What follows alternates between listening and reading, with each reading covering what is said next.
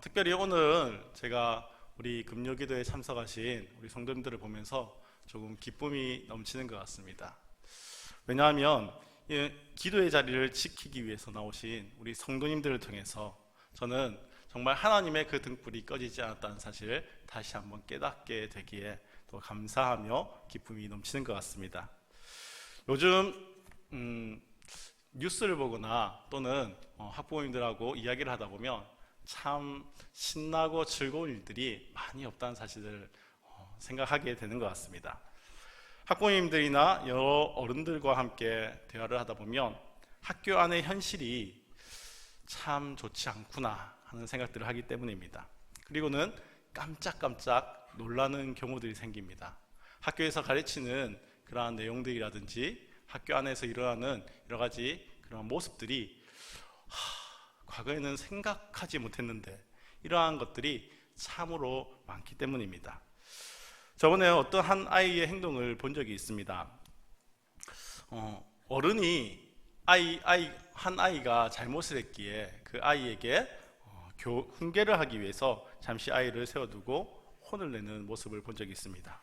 그런데 그 일을 통해서 그 옆에 있던 한 아이가 그 모습을 보고는 신고를 하는 거예요. 학교폭력 신고센터에 전화를 해서 지금 아이가 혼인하고 있어요 라고 전화하는 그런 모습을 보게 되었습니다. 물론 어른이 혼을 내고 있으면 아이에게 위협적으로 보일 수가 있겠죠. 그래서 그것을 신고한 것일 수도 있습니다. 그러나 과거에 제가 학교 다닐 때는 그런 상황은 상상을 할 수 없었던 거거든요. 그런데 지금은 이러한 생각들이 팽배해져 있습니다. 왜냐하면 학교 교과서에서 혹은 누군가의 가르침이 지금 그렇게 가르치고 있는 것이죠. 나는 누구의 간섭도 누구의 훈계도 받는 존재가 아니라는 것입니다. 나는 나의 것, 나는 나라는 것이죠. 그러니 이러한 생각들을 가진 아이들은 점점 나 중심적인 그러한 가치관을 가지게 되는 것이 아닐까 생각합니다. 그래서 점점 걱정이 더 많아집니다. 함께 해야 하는 세상인데 자꾸 나 혼자 서려고 하는 그러한 시도가 많기 때문이죠. 뿐만 아닙니다. 요즘 일어나고 있는 사건, 사고 소식들을 접하다 보면 참 암울한 생각들이 들 때가 많습니다. 그리고는 정말 내가 이런 세상에서 살아갈 수 있을까? 저는 괜찮은 것 같습니다. 그래도 그래도 지금까지 잘 커왔고 살아왔거든요.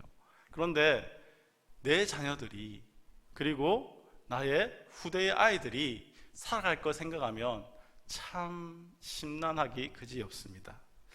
이렇게 힘들고 어려운 세상, 이런데 우리 아이들이 어떻게 자라갈까 하는 그런 걱정이 일기 때문입니다.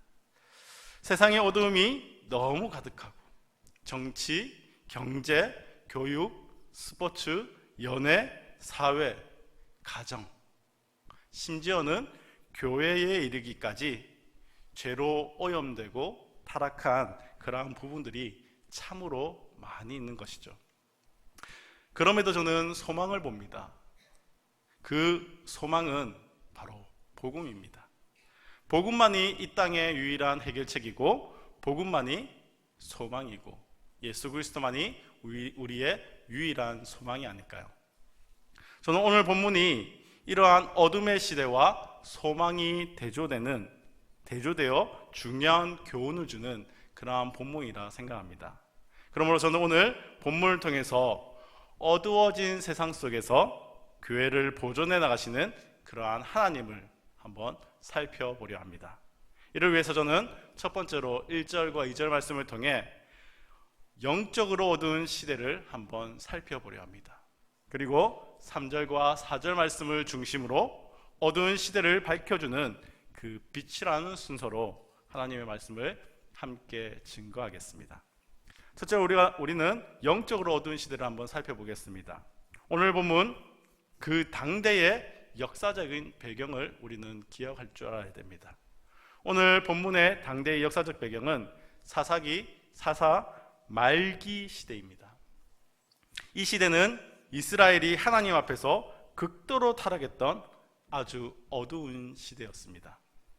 처음 하나님을 섬기던, 하나님을 왕으로 모시던 그러한 모습은 온데간데 없고 자신이 원하는 삶을 살아가는 이스라엘 백성이었죠. 그런 이스라엘을 보면서 한편 그런 생각이 듭니다. 정말 이 세상에서 가장 어리석은 존재가 누굴까? 그러한 존재가 무엇일까? 저는 그 존재가 인간인 것 같습니다. 사사기를 보면 계속해서 이스라엘 백성들은 하나님께 범죄를 합니다. 그리고 하나님의 그러한 심판을 받고 다시 하나님께 돌아오는 모습들을 보여주는 것이죠. 그런데 한 번, 두 번 얻어맞으면 보통은 다시는 그 행동을 하지 않습니다. 그런데 인간은 그것을 너무나 잘 잊어버리는 것입니다. 이스라엘 백성은 너무나 잘 잊어버리고 정신을 차리지 못하는 것이죠. 오늘 등장하는 엘리의 집안도 이와 같은 모습입니다. 본문의 앞장에서는 하나님께서 엘리 제사장 집에 경고를 하는 모습이 나타납니다. 그의 자식들이 하나님 앞에서 올바르게 서 있지 못했기 때문이죠.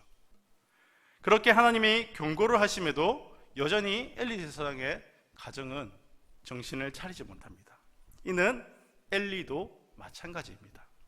본문 2절 말씀입니다. 엘리의 눈이 어두워 잘 보지 못하는 그때에 그가 자기 처소에 누웠고 라고 이야기하고 있습니다.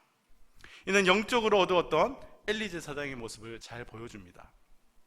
엘리는 영적으로 둔감해졌고 분별이 잘 되지 않았던 것입니다. 저 같으면 하나님의 심판을 받았다고 한다면 그 하나님의 심판을 듣고 나면 겁이 날 것 같습니다. 그래서 성전을 떠나지 못하고 하나님을 부르짖고 하나님 앞에 나아갈 것 같습니다. 그런데 엘리는 자기 처소에 가서 편안하게 눕는 모습을 보이고 있습니다. 이게 왜 이상하다고 제가 여길까요? 여호와의 성전에는 여호와의 등불이라는 것이 있습니다. 또 이 성막의 등불은 꺼지지 않고 항상 켜져 있어야 합니다. 왜냐하면 이 등불은 하나님께서 이스라엘을 눈동자같이 지키시고 보호한다는 그러한 의미였기 때문입니다. 따라서 이 성막의 등불이 켜져 있다는 것은 하나님께서 이스라엘을 지키시고 이스라엘을 보호하신다는 의미이죠. 그런데 이 등불이 꺼졌다는 것은 하나님의 인도, 하나님의 보호하심이 사라졌다는 것입니다. 그래서 제사장들은 이 성막의 등불이 꺼지지 않도록 그 불을 잘 관리해야 하는 것입니다. 특히나 하나님이 잘 계시하지 않는 그러한 때에 하나님의 경고가 엘리에게 내려진 그때라면 더욱 그 불을 바라보며 하나님을 간절히 바라봐야 할 때가 아닐까요? 그런데 하나님의 경고가 있었음에도 어떤 노력 없이 엘리는 지금 그의 처소에 편히 누웠다는 것입니다. 제사장의 직분은 등불을 잘 관리하는 것인데 하나님 앞에 늘 끼어 있어야 하는 것인데 지금 하나님의 집인 성막을 돌보는 것을 뒤로 한 채 자기 처소에 편안한 잠을 자고 있는 것입니다. 그런데 엘리의 모습은 하나님의 심판으로 깨닫지 못하는 이스라엘 백성들과 같습니다. 하나님의 심판을 무서워하지 않는 이스라엘 백성들과 같습니다. 회개하고 하나님께 부르짖어도 모자랄 그들이 하나님을 제대로 따르지도 않는 것입니다. 하나님께서는 이렇게 타락한 이스라엘 중에서 자신의 얼굴을 가려버리셨습니다. 즉 이스라엘 중에 나타내는 것을 싫어하셨던 것입니다. 오늘 본문 1절입니다. 사무엘이 엘리 앞에서 여호와를 섬길 때에는 여호와의 말씀이 희귀하여 이상이 흔히 보이지 않았더라. 하나님의 말씀이 사라진 시대, 말씀이 사라져 이상이 흔히 보이지 않던 시대, 바로 이 시대가 타락한 사사 말기의 시대인 것입니다. 엘리 제사장은 그것을 깨닫지 못하고 하나님의 성막을 뒤로한 채 자신의 초소에 편안히 누워 잠을 청하고 있습니다. 이 시대가 얼마나 어두운지를 보여줍니다. 하나님 앞에 서야 할 자도 하나님 앞에서 올바로 서지 못하는 시대, 참 어두운 시대죠. 그러나 오늘 본문 말씀은 여기서 끝나지 않습니다. 비록 그 시대는 영적으로 아주 타락한 시대였지만, 영적으로 가장 어두운 사사 말기 시대였지만, 그 어두움을 뚫고 밝고 환한 빛이 우리에게 비춰지는 것입니다. 오늘 본문 1절과 2절 그리고 3절과 4절은 대조를 이루고 있습니다. 2절은 3절과 그리고 1절은 4절과 대조를 이룹니다. 2절에 엘리 제사장은 여호와의 등불을 돌보지 않고 자기 처소에 편안히 누워 있습니다. 그러나 3절은 놀랍게도 하나님의 등불은 꺼지지 않았다고 말합니다. 왜 등불이 꺼지지 않고 있습니까? 제사장 엘리는 자기 처소에 누워서 편안히 잠을 자고 있는데 왜 하나님의 등불은 꺼지지 않고 그대로 빛을 발하고 있는 것일까요? 그것은 바로 아이 사무엘이 지금 하나님의 등불을 지키고 있기 때문입니다. 또 1절은 여호와의 말씀이 희귀하여 이상이 흔히 보이지 않는 때라고 말합니다. 그런데 4절은 여호와께서 사무엘을 부르셨다라고 말하고 있습니다. 그건 여호와의 말씀이 희귀한 시대에, 하나님의 말씀이 거의 사라져가는 그 시대에 하나님의 말씀이 나타났다는 것입니다. 그것도 다름 아닌 아이 사무엘에게 나타난 것입니다. 따라서 오늘 본문의 핵심은 영적으로 타락한 시대에 임하게 될 하나님의 심판이 아니라 타락해가고 어두워져가는 그 시대에 아직 하나님의 등불은 꺼지지 않았다는 것입니다. 이것은 성도된 우리에게 크나큰 위로요, 우리의 소망이 됩니다. 하나님의 말씀이 사라진 시대, 즉 제사장이 하나님의 전을 뒤로 한 채 자신의 안락과 평안을 위해 자기 집에 편안히 누운 그 시대에 놀랍게도 성막의 등불은 아직 꺼지지 않고 있다는 사실입니다. 성막의 등불이 아직 꺼지지 않았다. 이것은 하나님의 인도하심이, 하나님의 보호하심이 이스라엘에 아직 남아있다는 것을 알려주고 있습니다. 하나님의 등불이 꺼지지 않고 여전히 빛을 비추고 있는 것은 바로 아이 사무엘을 통해 이루시는 하나님의 약속 때문입니다. 그렇다면 하나님께서 약속을 이루어 가시는 방법이 무엇입니까? 바로 오늘 본문이 그 해답입니다. 그것은 하나님께서 자신의 신실한 종을 통하여 그 빛을 지키고 보존해 가시는 것입니다. 우리는 이 대목에서 그의 백성들을 향한 하나님의 사랑과 하나님의 자비를 느낄 수 있습니다. 이 시대는 그 누구도 하나님을 찾지 않습니다. 하나님께 부르짖지도 않던 어두운 시대입니다. 하나님의 심판 가운데 있으면서도 그것을 인식하지 못하고 하나님의 심판으로 여기지 않았습니다. 이런 타락한 가운데서도 하나님의 신실한 종, 즉 예배하는 자들을 하나님은 남겨주셨던 것입니다. 그리고 그들을 통해 하나님의 보호하심과 하나님의 인도하심을 의미하는 하나님의 빛이 꺼지지 않고 계속해서 이스라엘과 온 땅에 비추어지도록 하나님께서 일하신 것입니다. 이스라엘이 아무도 하나님을 부르짖지 않던 그 시대에 한나는 하나님의 약속을 기억하며 홀로 여호와 하나님께 이스라엘의 구원자를 보내달라고 부르짖었습니다. 그리고 그 한나의 기도를 통해 이스라엘의 구원의 손길을 하나님께서 내밀어 주셨습니다. 훗날 사무엘을 통해서 미스바에 모여 이스라엘 백성들이 함께 하나님 앞에 회개하고 부르짖으며 가까이 나갈 수 있었던 것입니다. 이스라엘이 하나님께 회개하고 부르짖자 하나님은 블레셋 사람들의 손에서 이스라엘을 구원해 주셨습니다. 사무엘상 7장 13절로 14절 말씀입니다.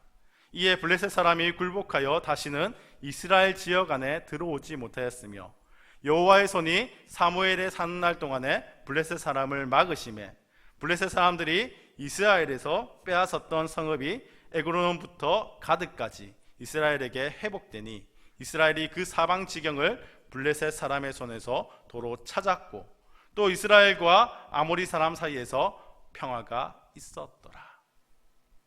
오늘 이 시대는 마치 사사 말기 시대와 같은 어두운 시대일 수도 있습니다. 그러나 우리가 반드시 기억해야 할 것이 있습니다.